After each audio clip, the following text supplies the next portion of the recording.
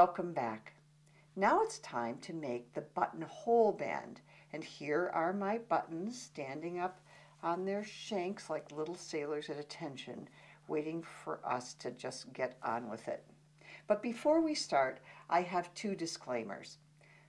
Number one, we made the button band first, whereas many, if not most patterns, like for cardigans or ones that have plackets and buttons, have you do the buttonhole band first.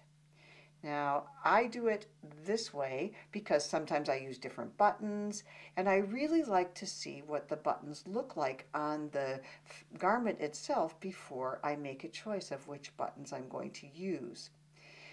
And think about it.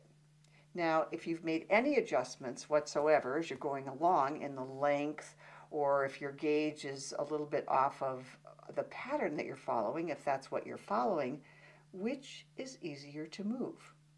A button that's not yet sewn on as you adjust it, or a hole in knitted fabric? I leave that up to you, but I rest my case. Now, our second disclaimer is that we will not be making the most elegant buttonhole in the world, but it is one of the easiest, and it's totally appropriate for this project. So let's get to it. The first thing I do is to look at my buttons and to see how many stitches wide they are. Now, if I let these kind of scrunch up, they cover 1, 2, 3, almost 4 stitches. But once this is blocked, this is going to come like this, and really my buttons cover just a little bit over 3 stitches. They're a little bit wider than 3 stitches. So here's a knit, a purl, and a knit. And I want it to be snug. I want it to hold. So I'm going to make my buttonholes 3 stitches wide. The next thing I do is draw a picture. Even though I have a master's degree in English Lit, which would indicate that I have some reading skills, when it comes to making something in this real physical world, I do not want to read instructions. I find it tedious.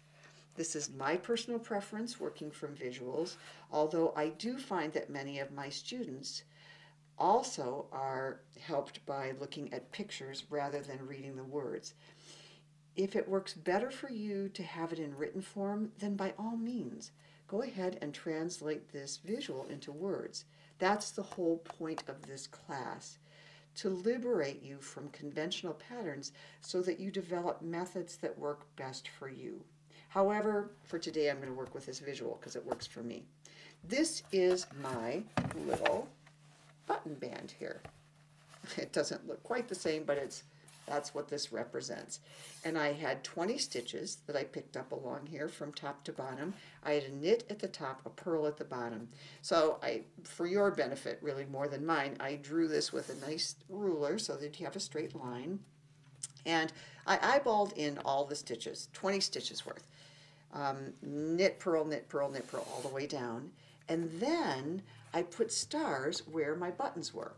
So all my buttons, if you remember from the last section of the class, all of them are in little purl ditches.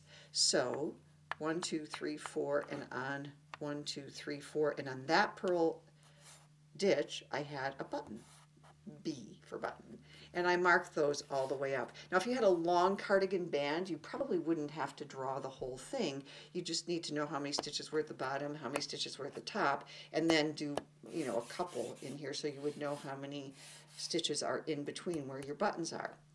But remember I said that my buttonholes are going to be 3 stitches wide. This makes it so easy for me to mark. 1, 2, 3. That's where my buttonhole is going to be. There's another one. And there's another one. So I almost don't even have to, it's like falling off a log. I almost don't even have to count. When it comes time to open up those stitches for a buttonhole, I know exactly where they are. And it won't matter whether I'm coming from the top or the bottom. I will be able to place them just by looking at this diagram. But of course, I'm used to working from diagrams. That might take a little more time for you to learn to do that, or it might be very intuitive for you. So I have 8 rows across here, which means I'm going to put my buttonholes between rows 4, and 5, and that'll center them in this direction. So now I'm going to turn off the camera. I am going to pick up my 20 stitches along this edge, which looks a lot longer than the other edge, but believe me, once I have this picked up, it'll pull this edge down a little bit. When they're both blocked, they'll end up the same length. I'm going to work back and forth in my pattern. The pattern on this side will mirror that. There will be a purl down at the bottom stitch. There will be a knit at the top, and I'll work it back and forth for 3 rows. Then I'll turn the camera back on, and on the 4th row, I'll show you how to make the buttonholes. See you soon. I've now completed picking up and knitting my 3 rows, and on my particular sweater, at my particular gauge, I ended up so that I was ready to start my buttonholes on a knit row. It doesn't matter. You could start them on a purl row, and to me, this is the beauty of this visual, because I literally am laying it down this direction. This is the top. So if I'm working from this direction, I'm going to make sure that I have a knit on the public side as my first stitch and a purl, and then I've got to get rid of these 3 stitches, bind off these 3 stitches, work these 3, bind off those 3, etc. If I had to start from the other direction, if I were purling, I would simply make sure that I had a purl on the public side, which means I would start with a knit and then I would purl. Okay, so this is a visual representation for me of what I need to do next, and it doesn't matter which direction I'm going. That's why I love this. It gives me so much flexibility. Okay, so let's get back to this. I'm going to knit that stitch, purl that stitch, and bind off the next 3 stitches. So, knit, purl. I'm going to bind off this stitch, but before I can do that, I have to purl the next stitch. So there's my bound off stitch number 1. Oops, I split it. Let's try that again. Bound off stitch number 1. Bound off stitch number 2.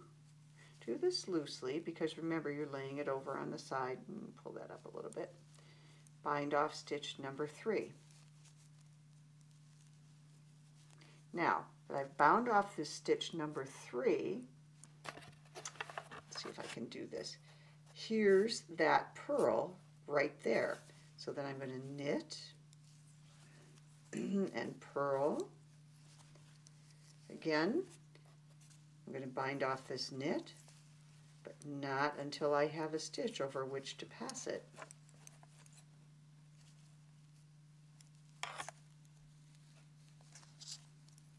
Oops, the next one's a knit, because I've already purled that. 1, 2, bind off 3 stitches. Here's that purl right there. Knit, purl. Let's see how good I'm how well I'm doing here. I've got 1, 2, 3, 4, 5, 6. I've got 6 stitches left. I'm in good shape. Here's my knit, and I'm doing all 3 buttonholes for you. I'm kind of doing them fast. It's just a regular bind off. You just knit, pass over, little bit loose, not entirely loose. You want your buttons to be snugged up in their little buttonholes. And then I have 1 on the needle. That's this person. That P does not stand for person. It stands for purl. And then a knit and a purl. Now when I turn my work and come back, I can go, I don't need my diagram so much anymore because I'm going to just read my knitting. I am going to follow the pattern as it appears in front of me, which means I'm going to knit, purl, knit, and now I'm missing 3 stitches there. That's where that hole is. And how am I going to cast those on? Well, you have a couple of choices. One of the easiest certainly is to do this backwards loop. 1, 2, 3, but I don't really like that one for this application. It's actually pretty handy for some applications. Well, you know what? We're going to do that backwards. Let's try that. I'm going to show you a couple of ways to cast on here so that you can see what they look like. And this is, again, a student sweater, a practice sweater. So in order to do a backward loop, you come up, oops, come up and pull that off. 1, 2, it's like making a half hitch almost, and don't pull it too tight. 3. Let's see what that looks like when we get to the front side. I think it actually might look okay. And then we're going to knit 3, or not knit, but work pattern for 3. Oh no, yes, 3. Time to cast on 3 stitches again, and this time I'm going to actually cast them on with a cable cast on. So I'll turn this around because I cannot cast on from the other side. To do a cable cast on, insert your needle between 2 stitches, pull a loop, go around to that side of the loop. It sort of twists it, and pull it a little bit taut, not very tight. Again, between 2 stitches, knit, turn it, come into that side of the loop. How many was that? That was only 2. And let's cast on a 3rd stitch. Okay, so I have my 3 back on. I will turn my work and work those next 3 stitches in pattern, knit,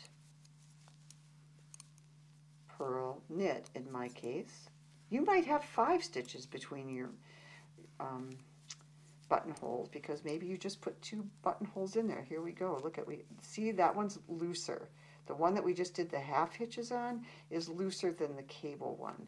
So what are we going to do for this next one? Let's just go ahead and do the cable stitch again. When you do cable, you have to work from this side. So I insert my needle between those 2 stitches,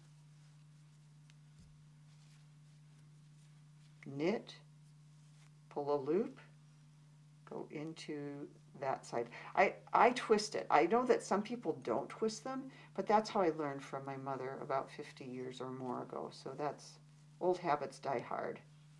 Between the 2 stitches and into that side, knit, and insert into that side. Okay, turn the work again so you can finish the row. My needles are getting stuck in my knitting. This is not the most graceful position in which to knit. That's okay. Knit and purl. And when I turn it around, we're going to make sure that we have our 20 stitches. Well, it looks like we have 3 buttonholes. 1, 2, 3. We have, this is the top one, this was the half hitch one. We have 2, 4, 6, 8, 10, 12, 14, 16, 18, 20 stitches. So that was my 5th row. My 4th row was to bind off the stitches. My 5th row was to come back and cast them on. And mine is 8 rows, so I have 6, 7, and 8, and then I'm going to bind off, and I will come back and show you how these buttonholes work. So let me go off to the knitting chair and do this task. Here we are with our completed buttonholes and our button sweater. This loop, I can see, is a little bit longer than the other two. This was the one that we did with the backward half hitches rather than the cable cast-on, which was what we used for these two. And if this bothers you, you can close that up from behind by taking a length of your yarn, pulling off a couple of plies, and that would make it very thin, and you could really invisibly and carefully work it together on the backside, and no one would be the wiser. However, you probably don't even have to do that because it's not going to be a problem.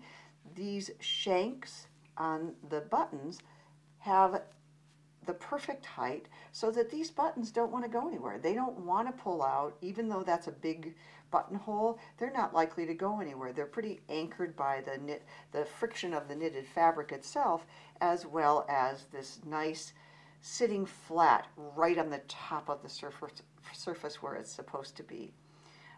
Now let's look at these buttonholes without buttons in them. And I'm going to put this piece of paper behind it so you can see it a little bit more clearly. Okay, this is our longer one. This is the one that was done with the backward half hitches. This is a cable cast on. This is a cable cast on. Now, I have been making sweaters for 55 years. I know this because I made my first sweater when I was 11, and I'm closing it on 66 in a hurry. And all those years, I've been a snob about using a cable cast-on. I haven't used this cast-on, but look at how these line up. Even though this is longer, this lines up really carefully. The reason the cable cast-on buttonholes are shorter, are tinier, is because these two stitches have been pulled together right there. And right there, they lean into one another. So it turns out that aesthetically, this one actually is more appealing to me than the one I've been using since I was a mere wisp of a child. And this just goes to show you that you can always learn something new, and there are joys to being a lifelong learner. It keeps you from getting bored with life. So I'm going to leave these as they are. I'm not going to bother to close that up. I might before I give it away as a gift. I'll think about it later. There we are. We're done with the buttonholes. When you come back, we are going to sew this down. Then we're going to tack down this one in behind the button band, and then we're going to pick up the collar all the way around and start knitting it. See you soon.